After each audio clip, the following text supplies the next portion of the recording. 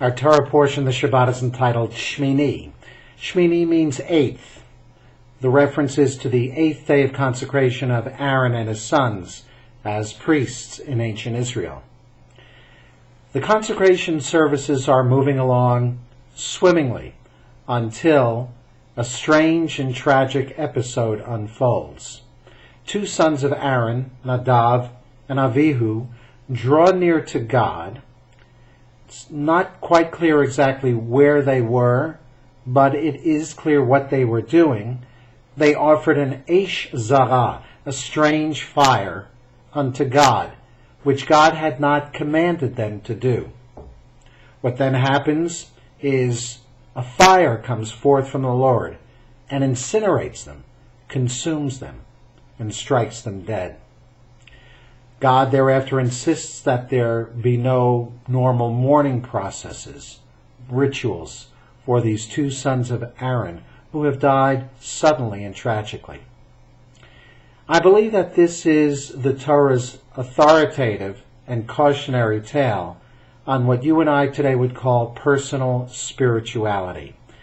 They were going above and beyond anything that God had asked of them to do, and they were in their zeal expressing their own religious fervor. On the one hand, we might say that that was altogether commendable of them. But on the other hand, when we view the episode from the light of the consequences that they suffered, it was clear that the Torah did not condone their behavior.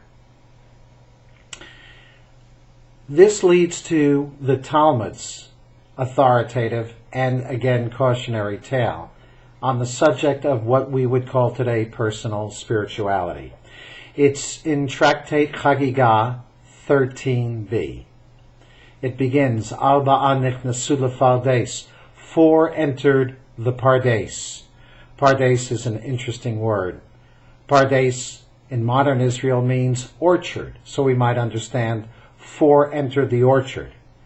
According to rabbinic tradition, Pardes is an acronym for the four means of interpreting Torah: Pei, Reish, Daled, and Samech, Pshat, Remes, Drash, and Sod.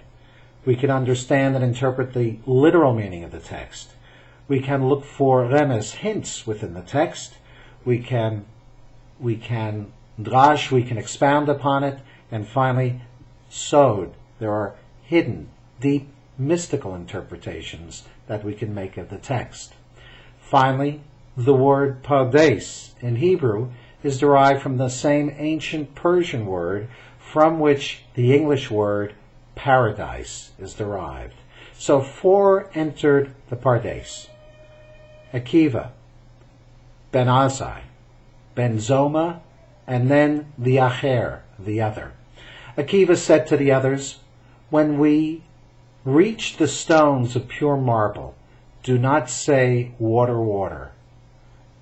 For he that speaketh lies shall not be established, shall not stand in God's eyes."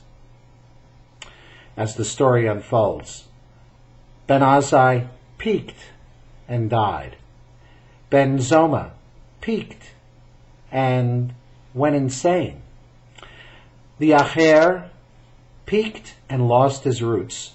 Only Akiva entered, and only Akiva came out, b'shalom, in peace.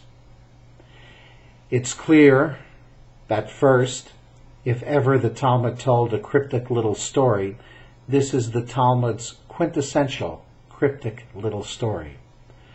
But equally clear, we can understand that the four men were on some kind of mystic quest, some kind of personal spiritual experience. Though the story begins that four entered the Pardes, nonetheless, each action is individualized to each of the four men in the story. Each peaked and something happened, implying that each eventually pursued this on his own. One died. One went insane. The Acher lost his roots.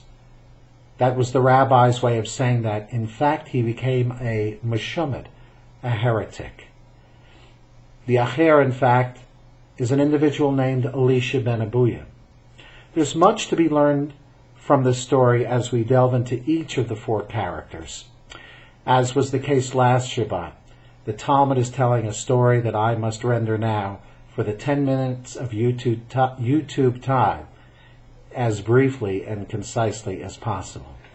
Nonetheless, the message of the story is loud and clear. 4 entered the Pardes, but only Akiva came out b'shalom, in peace.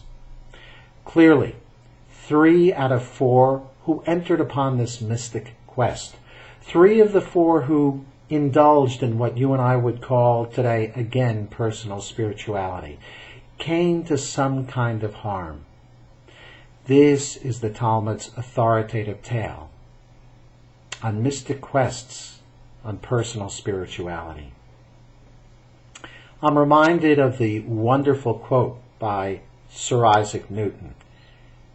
Perhaps you know that he was a great student of Hebrew, of Torah, and according to some, of Kabbalah, of Jewish mysticism. There's even speculation that Newton, had he lived in another time and place, would have converted to Judaism.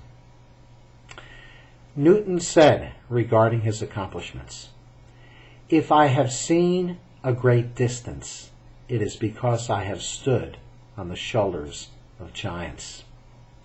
Surely this would be the most basic, the most simple reason for us to shun personal spirituality.